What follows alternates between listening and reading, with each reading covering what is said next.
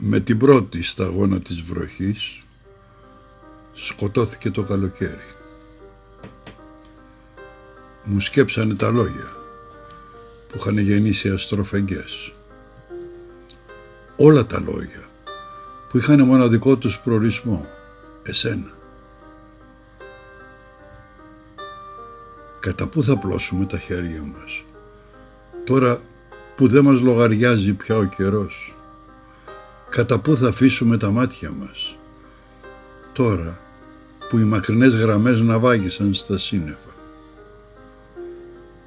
Τώρα που κλείσανε τα βλέφαρά σου επάνω στα τοπία μας κι είμαστε σαν να πέρασε μέσα μας η ομίχλη, μόνοι, ολομόναχοι, τριγυρισμένοι από τις νεκρές εικόνες σου. Με το μέτωπο στο τζάμι αγρυπνούμε την καινούργια οδύνη. Δεν είναι ο θάνατος που θα μας ρίξει κάτω, μια που εσύ υπάρχεις, μια που υπάρχει αλλού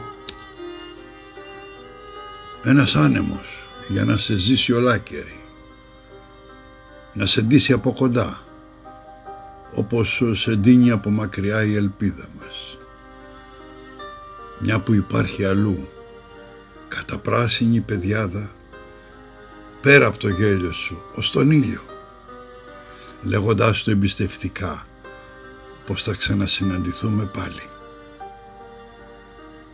Όχι, δεν είναι ο θάνατος που θα αντιμετωπίσουμε, παρά μια τόση σταγόνα φθινοπορεινής βροχής. Ένα θολό συναίσθημα, η μυρωδιά του νοτισμένου χώματος μες στις ψυχές μας, που όσο πάνε και απομακρύνονται.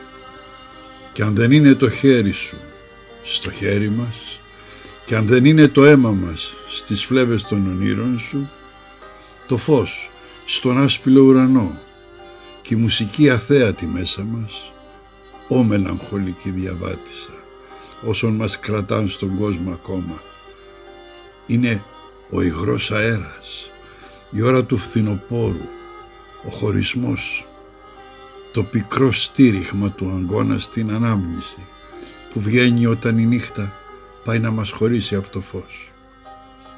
Πίσω από το τετράγωνο παράθυρο που βλέπει προς τη θλίψη, που δεν βλέπει τίποτε, γιατί έγινε κιόλας μουσική, αθέατη φλόγα στο τζάκι, χτύπημα του μεγάλου ρολογιού στον τοίχο, γιατί έγινε κιόλας ποίημα, στίχος μάλλον στίχο, αχώς παράλληλος με τη βροχή, δάκρυα και λόγια, λόγια όχι σαν τα άλλα, μα κι αυτά με ένα μοναδικό τους προορισμό, εσένα.